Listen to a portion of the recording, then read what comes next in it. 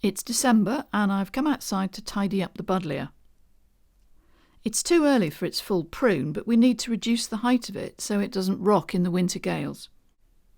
If we did the proper full prune right now, we might encourage the plant to send out new shoots, and these would be vulnerable to the winter frosts.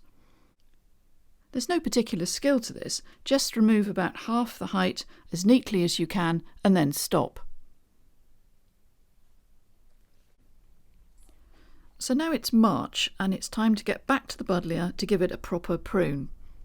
I'm cutting back all the stems to within 7.5 centimetres, that's about 3 inches, of the old wood, just above a pair of healthy buds. So why are we doing this?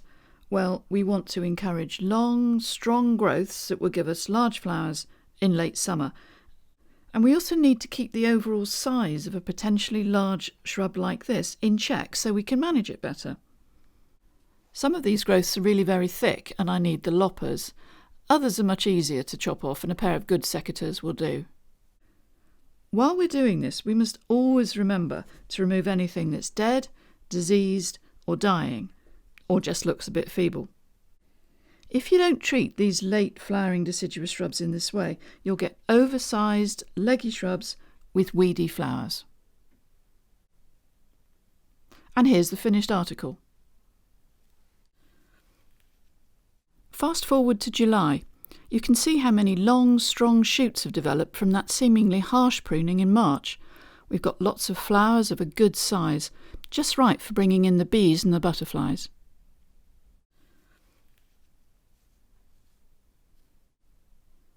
March is a time to prune the dogwoods that we grow for their coloured stems.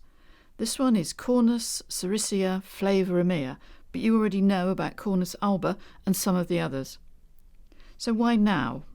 Why March? Well, we've enjoyed the coloured stems for as long as we can, but we need to cut it back to encourage long, straight stems with a strong colour, and for this we need young growth.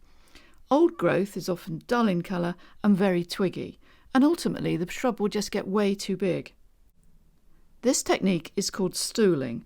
We're cutting it all back really hard to almost the same spot every year.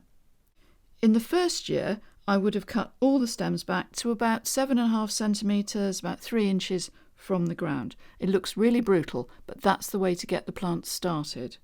Then, every year afterwards, I cut it back to within 7.5 centimetres of the previous cuts. You can see the stubs from previous years here. Less vigorous specimens can be cut back every 2 years. Most of the corners can be cut back with secateurs, but some of the older wood in the interior really needs loppers. It's also quite congested with bits of dead leaves and twigs. Remember while you're doing this to always take out anything that's dead, diseased or dying, or just looks a bit feeble. So now I've been through the whole plant. It looks loads better, and I'll have strong yellow growths for next winter. So let's have a closer look at deciduous spring flowering shrubs like Forsythia.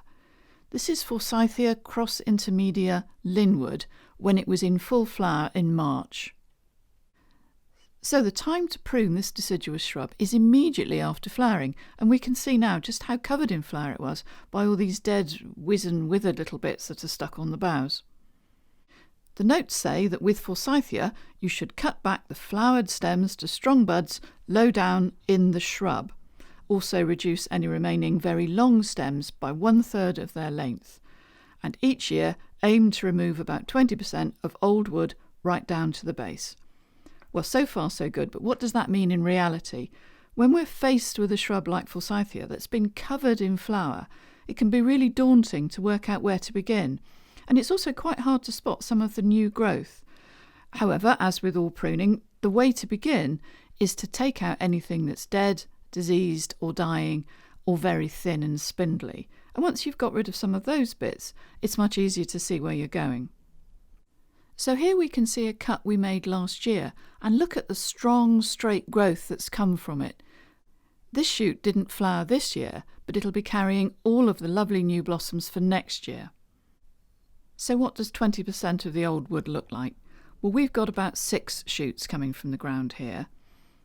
One of those is really new, 4 of those have been around a while, and 1 is a bit ratty. So I'm going to take out the one that's quite ratty, very low down.